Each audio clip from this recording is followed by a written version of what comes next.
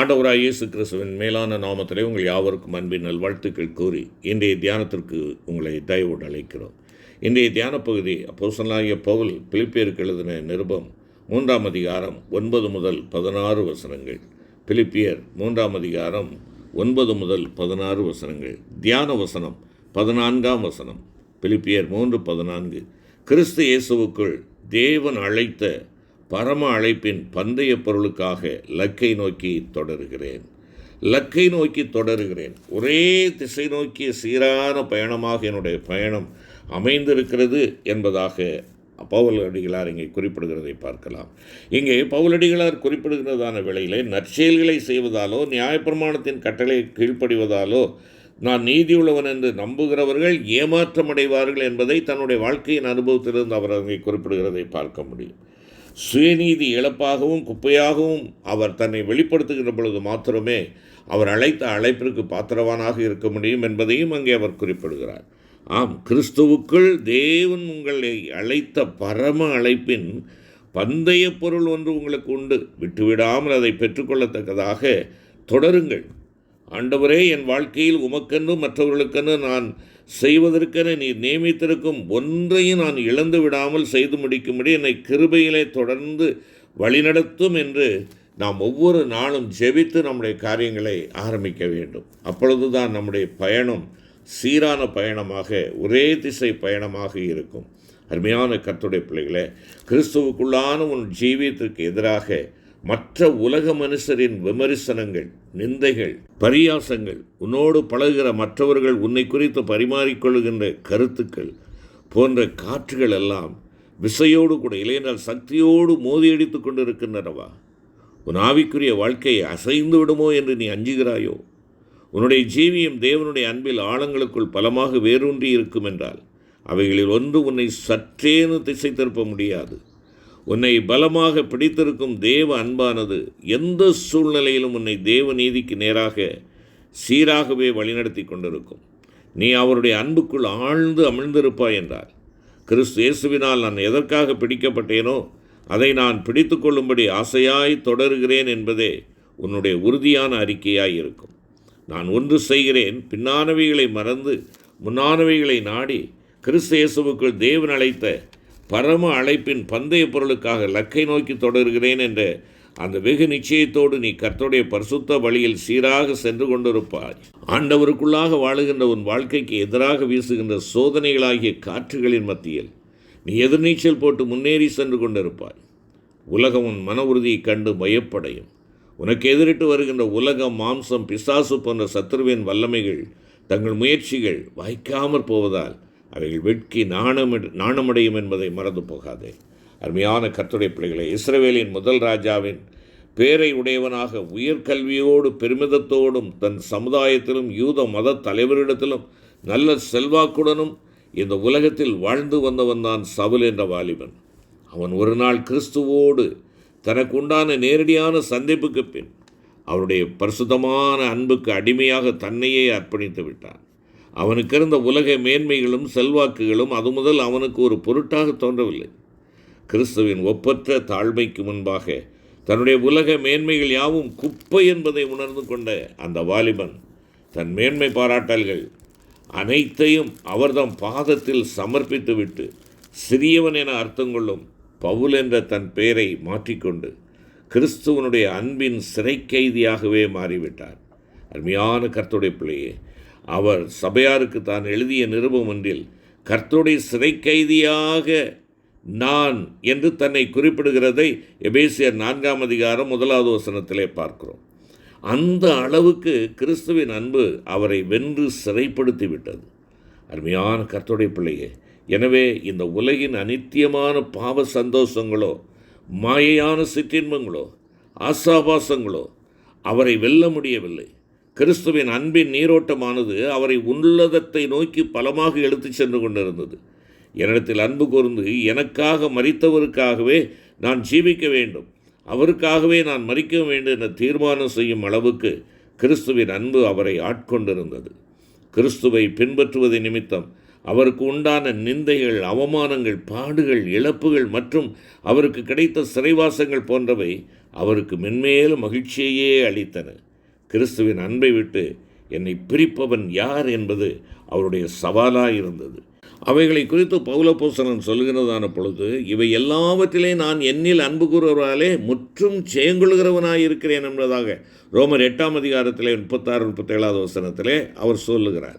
அது மாத்திரமல்ல, 2 கொரிந்தியர் 12ஆம் அதிகாரம் 10வது வசனத்தை வாசிப்போம் என்றால், கிறிஸ்துவ நிமித்தம் எனக்கு ஒரு பலவீனங்களிலும் நிந்தைகளிலும் நெருக்கங்களிலும் துன்பங்களிலும் இடுக்கண்களிலும் நான் பிரியப்படுகிறேன். ஆண்டவருடைய பணிக்காக, ஆண்டவருக்காக வாழ்வது நிமித்தமாக எனக்கு எந்த பலவீனம் வந்தாலும், எந்த நிந்தை வந்தாலும், எந்த நெருக்கங்கள் வந்தாலும், எந்த துன்பங்கள் வந்தாலும், இடுக்கண் வந்தாலும் நான் பிரியப்படுகிறேன் அவைகளை குறித்து என்று அவர் சொல்லுகிறார். கிறிஸ்துவின் அன்பு அவரில் வற்றாத ஊற்றாக பெருக்கெடுத்து பாய்ந்து கொண்டிருந்தது. அந்த அன்பின் நீரோட்டமே கிறிஸ்துவை ஆதாயப்படுத்தி கொள்ள வேண்டும் என்ற ஒரே லட்சியத்தோடு அவர் முன்னேறத்தக்கதாக ஒரே இலக்கை நோக்கி அவரை நடத்தி கொண்டிருந்தது. அவர் குறிப்பிடுகின்றதான வேளையிலே நீங்கள் பார்ப்பீர்கள் என்றால், கட்டுகளும் உபத்திரவங்களும் எனக்கு வைத்திருக்கிறது என்று பரிசுத்த ஆவியானவர் பட்டணந்தோறும் எனக்கு தெரிவிக்கிறார். ஆனாலும் அவைகளில் ஒன்றினாலே நான் அசைக்கப்படுவதில்லை. ஜீவனாலும் சாவிலானாகிலும் கிறிஸ்து என் சரீரத்தினாலே மகிமைப்பட வேண்டும் என்பதே அவருடைய வாஞ்சையாயிருந்தது. கிறிஸ்து எனக்கு ஜீவன், சாவு எனக்கு ஆதாயம் என்பதே அவருடைய வெற்றி முழக்கமாயிருந்தது. அருமையான கர்த்தருடைய பிள்ளைகளே, கிறிஸ்துவின் அன்பில் ஆழ்ந்தவராக, அவர் மீது நேச வைராக்கியம் கொண்டிருந்த அவரை பற்பல சோதனைகளாகிய எதிர்காற்றுகள் ஒன்றும் சற்றும் அவருடைய நோக்கத்தை திசை திருப்ப முடியவில்லை. அன்பான தேவ பிள்ளையே, நீ கிறிஸ்துவின் அன்பில் ஆழமாக வேரூன்றி அவரை மெய்யாய் நேசிக்கும் ஒரு மகளாக நீ இருப்பாய் என்றால், அவருடைய போதனைகளையும் கூட நீ நேசிக்கிறவனாய் இருப்பாய். அவைகளை கை கொள்வது உனக்கு கடினமாகவே இராது. நீ அன்புடன் சத்தியத்தை கை கொண்டு தலையாகிய கிறிஸ்துவுக்குள் எல்லாவற்றிலும் வளர்கிறவனாயிருப்பாய்.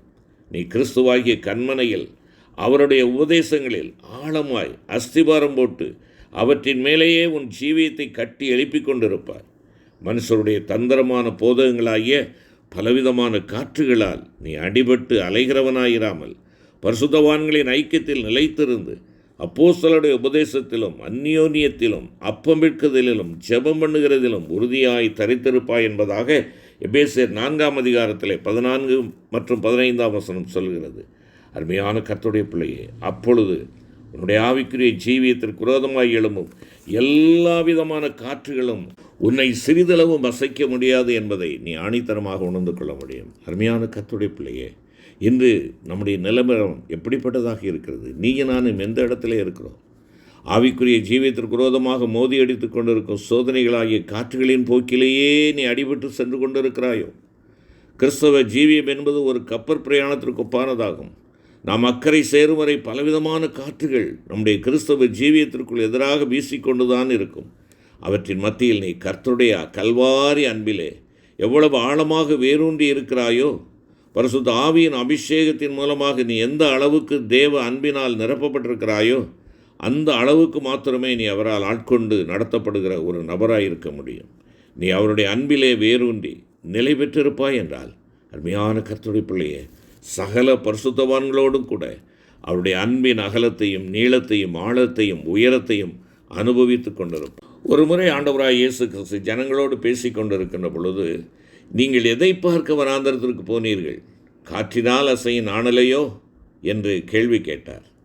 யோவான் ஸ்நானன் காற்றினால் அசையும் ஒரு நாணல் அல்ல என்பதே அவருடைய அந்த கேள்வியின் உட்கருத்தாக இருந்தது.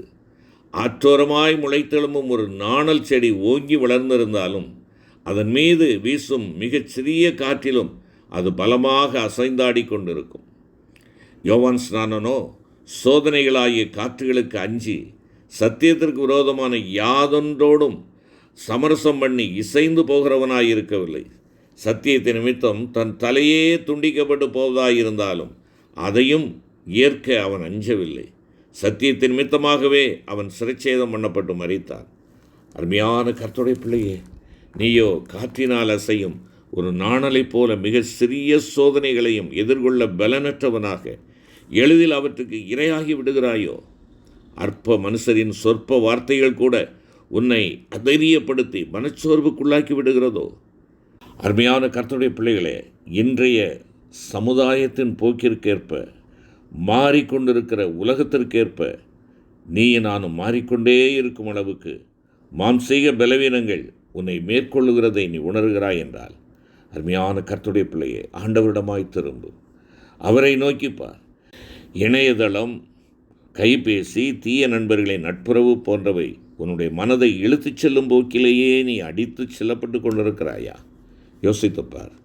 அப்படிப்பட்ட ஒரு சூழ்நிலைக்குள்ளாக நீ மாட்டப்பட்டு இருப்பாய் என்றால், என்னை இழுத்துக்கொள்ள உமக்கு பின்னே ஓடி வருவோம் என்று நீ உன் ஆண்டவரை நோக்கி கதறு. நீ கிறிஸ்துவின் அன்பினால் இழுக்கப்பட்டிருப்பாய் என்றால் வேறொன்றும் உன்னை இழுத்துக்கொள்ள முடியாது. நீ அவருடைய அன்புக்கு அடிமையாயிருப்பாய் என்றால் வேறு எதுவும் உன்னை அடிமைப்படுத்த முடியாது. செபிப்போம். கிருபை நிறைந்த ஆண்டவரே, என்னை இழுத்துக்கொள்ளும், உமக்கு பின்னே ஓடி வருவோம் என்று சொல்லி எங்களை அர்ப்பணிக்கிறோம்.